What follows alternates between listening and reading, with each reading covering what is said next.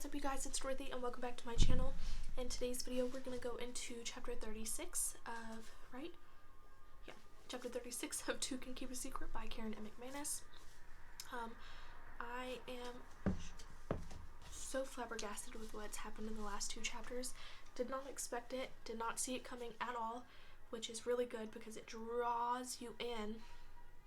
So let's keep reading to find out what is going to happen next. This video may contain sensitive topics and foul language. If you do not wish to continue, please click off the video now if you have been warned. Chapter 36, Ellery, Friday, October 11th. I want to open my eyes, but the light is too bright and painful. It's quiet except for a soft beeping sound, and the air smells faintly of bleach. I try to raise one hand to the agony that's my head, but it won't move properly. Something's stuck in it, or to it. Can you hear me? Asks a low voice. A cool, dry hand presses against my cheek. Ellery, can you hear me? I try to say yes, but it comes out more like a groan. My throat hurts almost as much as my head. I'm sorry, don't talk. The hand leaves my face and curls around mine. Squeeze if you understand me. I'll do weakly, and something wet drips on my arm. Thank God you'll be all right. They've used hyperbaric oxygen on you, and well, I guess the details don't matter right now, but things look good. You look good. Oh, my poor girl. My arm is getting wetter. I crack my eyes open and slit to see a faint outline of a room, walls and a ceiling blending into one another with a clean white lines lit by the pale blue glow of fluorescent lighting. A gray head is bent over in front of me, framed by shaking shoulders. How? I ask, but it doesn't sound like a word. My throat is dry and rough like sandpaper. I try to swallow, but it's impossible without saliva. How? I rasp again. It's still unintelligible, even to my own ears, but my grandmother seems to understand. Your brother saved you, she says. I feel like Sadie's robot character in The Defender. That does not compute. How does Ezra wind up in the Nielsen's basement? But before I can ask another question, everything fades again. The next time I wake up, pale sunlight is streaming into the room. I try to sit up until a figure in scrubs covered with sailboats gently forces me back down. Not yet, a familiar voice says. I blink until Melanie Kilduff's face comes into focus. I want to talk to her, but my throat is on fire. I'm thirsty, I croak. I'll bet, she says sympathetically. Just a few sips of water for now, though, okay? She raises my head and puts a plastic cup to my lips. I drink greedily until she pulls it away. Let's see how you do with that before you have any more. I'd protest, but my stomach is already rolling. At least it's a little easier to talk now, though. Malcolm, I manage. She places a comforting hand on my arm. In a room down the hall. He'll be all right, and your mother is on her way. Sadie? But she's not supposed to leave Hamilton House. Oh, honey, nobody cares about that right now.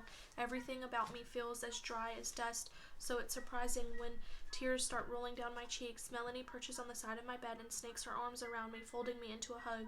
My fingers curl onto her scrubs and clutch tight, pulling her closer. I'm sorry, I rasp. I'm so sorry about everything. Is Mr. Nielsen? I trail off as my stomach lurches and I gag. Melanie raises into more of a sitting position. Throw up if you need to, she says soothingly. Right here is fine. But the moment passes, leaving me exhausted and coated in clammy sweat. I don't say anything else for a long while, concentrating on getting my breathing under control. When I finally do, I ask again, where is he? Melanie's voice is pure ice. Peter's in jail where he belongs. It's such an enormous relief that I don't even mind when I feel myself slipping into unconsciousness again. By the time Ryan visits, I almost feel like myself again. I've been awake for more than 30 minutes anyway, and I've managed to keep down an entire cup full of water. You just missed Ezra, I tell him. Nana made him leave. He'd been here for 7 hours straight. Ryan lowers himself into a chair beside my bed. I believe it, he says. He's not in uniform but wearing faded jeans and a flannel shirt instead. He gives me a nervous, lopsided smile that reminds me of Ezra's, and I wish for one irrational second that he'd hug me like Melanie did. Your brother saved you, Nana had said. She was right. I just didn't realize which one. Thank you, I say. Nana told me you came looking for us at the Nielsens, but nobody told me why. I search his open, friendly face, wondering how I ever could have imagined that it harbored dark secrets. My spidey sense is officially crap, which I'm sure Malcolm will tell me as soon as I'm allowed to see him. I don't want to tire you out, Ryan starts tentatively, but I cut him off. No, please, you won't, I promise. I need to know what happened. He hunches his shoulders and leans forward. I can't get into everything, but I'll tell you as much as I can. It's hard to know where to start, but it was probably with the bracelet Daisy gave me. She says she told you about that. The bracelet? Really? I sit up so fast that I wince from the headache that suddenly hits me, and Ryan shoots me a worried look as I settle back into the pillows with a pretend nonchalance. Okay, sure. How so? He regards me in silence for a few seconds, and I press my lips together so I won't accidentally vomit. I didn't think much of it at the time, he says finally. I followed up with the jeweler and she had no paper trail. She sold a bunch of bracelets around the same time and kept lousy records. Dead end, I thought, but I asked her to contact me if any similar sales took place, and last month she did. A guy bought the exact same bracelet and paid cash. When I asked her to describe him, he fit Peter to a T. Not that I realized it at the time. I didn't start connecting dots until you guys brought me the repair receipt. That made me question the whole Nielsen family. Then I asked Brooke's parents if I could look through their jewelry box. I have to make myself remember how to breathe, and she had a bracelet exactly like Lacey's. Her mother didn't know when she'd gotten it or from whom, but we had our own theories, obviously.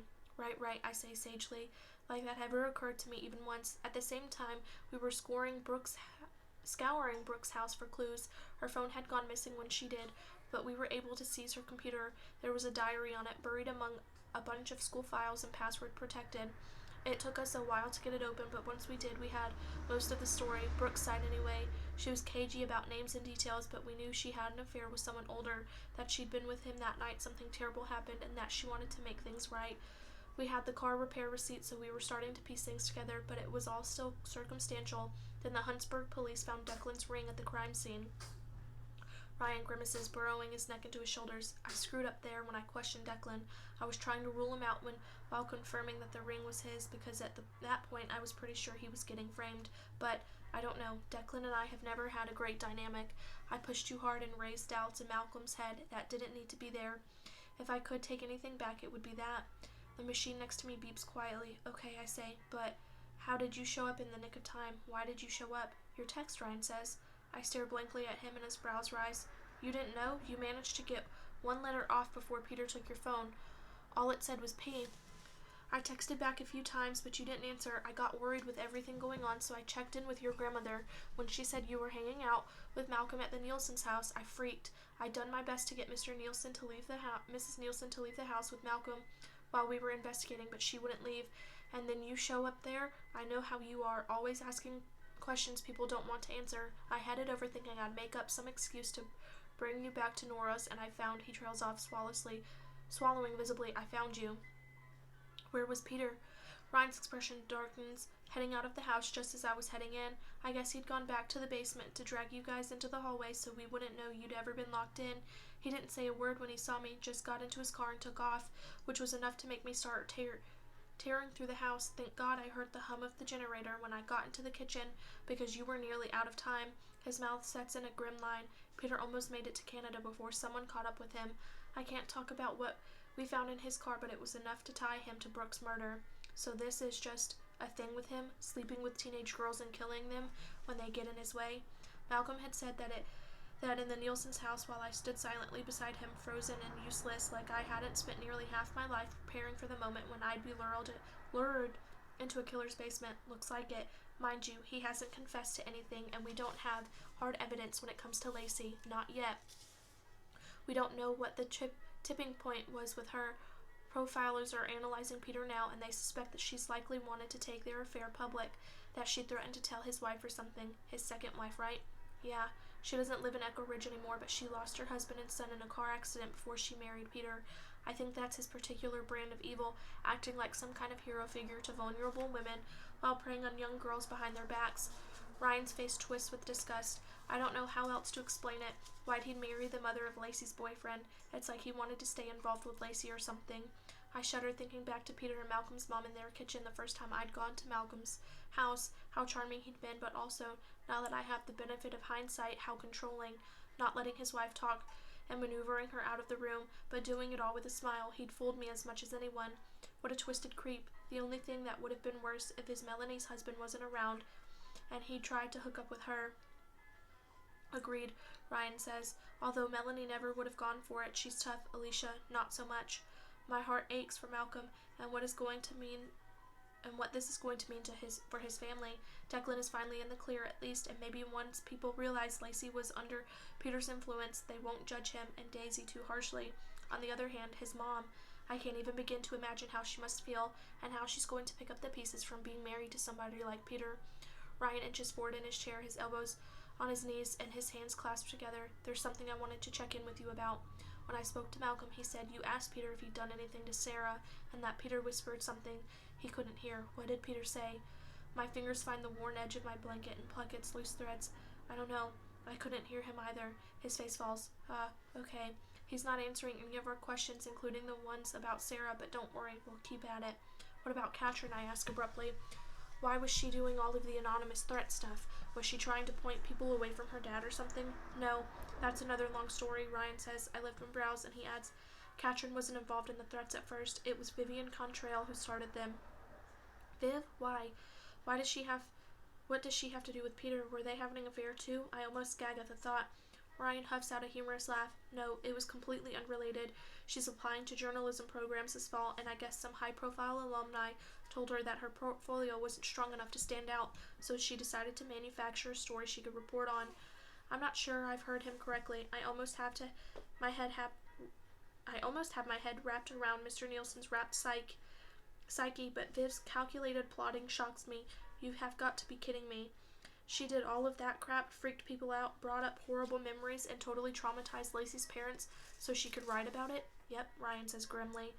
And that's why you got dragged into it. Viv fixed the homecoming court election. She thought it'd be more newsworthy to have Sarah Cochran's niece involved. Newsworthy? The word tastes bitter in my mouth. Wow, she's a special kind of horrible, isn't she? Ryan looks like he fully agrees, but all he says, we traced the pep rally stunt back to her, and we're about to talk with her parents when Brooke disappeared. Then we couldn't give the situation as much attention as we wanted, although we did let her know she was busted. She was terrified and swore up and down that she'd stop immediately, so I was surprised as hell when Malcolm turned up with that video. Why would Katrin get involved, though? Ryan hesitates. I'm sorry, but I can't tell you that. We're in discussion with Katrin's lawyer about what kind of role she's going to play in the investigation. Her reasons are part of those discussions and they're confidential. Did she know what her father was doing? I press. Ryan folds his arms across his chest without answering. Blink once for yes. He snorts, but more in a fond sort of way than annoyance. I think. New subject. I twist the blanket between my hands. So you had the whole thing figured out, and all this time I've just been getting in your way. Does that sum it up? Not entirely. The repair receipt was genuinely useful, especially knowing how much Brooke wanted to find it. When we added it to the bracelet in her diary, we knew who we were dealing with. He gives me half a smile. Plus, you almost getting killed gave us probable cause to search Peter's car, so thanks for that. Anytime. My eyelids are getting heavy, and I have to blink fast to keep them from drooping. Ryan notices and gets to his feet. I should go. Let you get some rest. Will you come by again? He looks flattered at the hopeful tone in my voice. Yeah, sure, if you want me to. I do. I let my eyes close for a second, then force them open again as he stands. Thanks for everything. You're welcome, he says, shoving his hands in his pockets awkwardly. For that moment, he reminds me of the old Officer Rodriguez, the skittish subpar cop, instead of the crack investigator he turned out to be. Hey, so this is maybe not the time or place, he adds hesitantly, but if you're feeling well enough, my sister's having a fall open house in a couple of weeks. She does it every year. She wants to meet you and Ezra if you're up for it. She does? I asked, surprised. I'd almost forgotten that Ryan had siblings. Yeah, but no pressure or anything. Just think about it.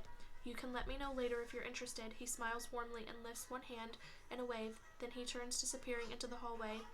I sink back onto the thin pillow, my haze of tiredness suspended. I've almost gotten used to Ryan, but I'm not sure how to feel about even more strangers that I'm related to. Going from a family of 3, 4 with Nana, then of a sudden influx of half-siblings, their spouses and their kids seems like a lot. I kind of like the idea of a sister, though. Maybe a half one wouldn't be bad. There's a rustling sound at the door, and the scent of jasmine. I half twist on the bed and spy a cloud of dark curls framed in the doorway. Ellery, Sadie breathes, her blue eyes sparkling with tears. Before I can remember that I'm mad at her, I'm returning her hug with every ounce of strength I have left.